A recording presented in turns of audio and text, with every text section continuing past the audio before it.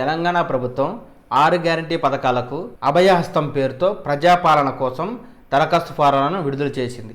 4 పేజీల దరఖాస్తు ఫారాలను విడుదల చేసిన ప్రభుత్వం 28 నుంచి జనవరి 6వ తారీఖు మధ్య జరిగే మొదటి విడత ప్రజాపాలన గ్రామ మున్సిపాలిటీలో జరిగే సభలలో అర్హులైన వారు దరఖాస్తు చేసుకొని 6 గ్యారంటీ ఉచిత పథకాలను పొందాలని ముఖ్యమంత్రి గారు తెలియజేశారు. ఈ యొక్క దరఖాస్తు ఫారం సమర్పించిన తరువాత అర్హులు అవునో కాదో అధికారులు స్క్రూనిటీ చేసి తేల్చనున్నారు.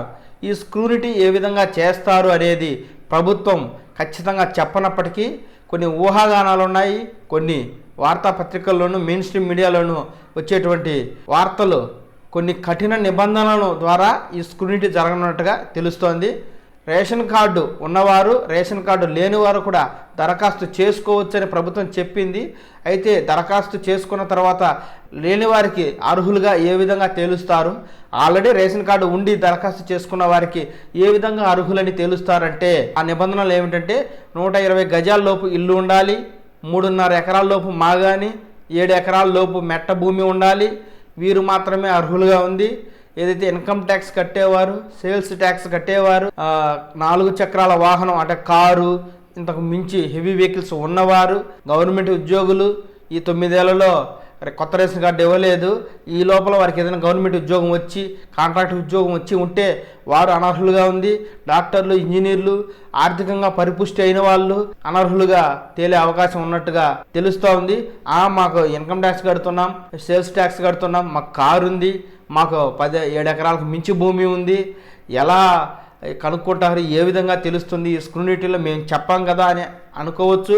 కానీ ప్రభుత్వం సాఫ్ట్వేర్ని అప్డేట్ చేసినట్టుగా తెలుస్తోంది. ప్రభుత్వం కొత్త సాఫ్ట్వేర్ని తీసుకొచ్చింది. ఆధార్ కార్డుకు లింక్ అయినటువంటి విషయాలన్నీ కూడా ఈ సాఫ్ట్వేర్ ద్వారా బయటపడనున్నాయి.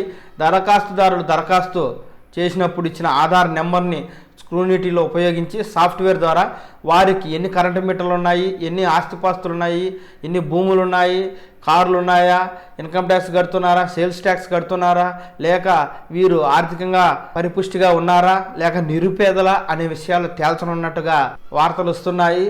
ఈ ఆధార్ కార్డు స్క్రూనిటీ ద్వారా అర్హులను తేల్చి రేషన్ కార్డు లేని వాళ్ళు కూడా దరఖాస్తు చేసుకోవచ్చు అని చెప్పింది. ఇందుకే రేషన్ కార్డు లేని వాళ్ళైనా పేదవాళ్ళు అయి ఉంటే వారికి భూములు, పుట్రలు, ఇల్లులు ఏమీ లేకుండా ఉంటే ఖచ్చితంగా వారికి కూడా ఈ పథకాలను అందజేస్తారు. ఒకవేళ రేషన్ కార్డు ఉండి రేషన్ కార్డు లేకపోయినా ఈ అర్హతలు ఉంటే ఖచ్చితంగా ఈ 6 గ్యారెంటీ పథకాలు అయితే అనర్హులుగా ఉండనున్నారు.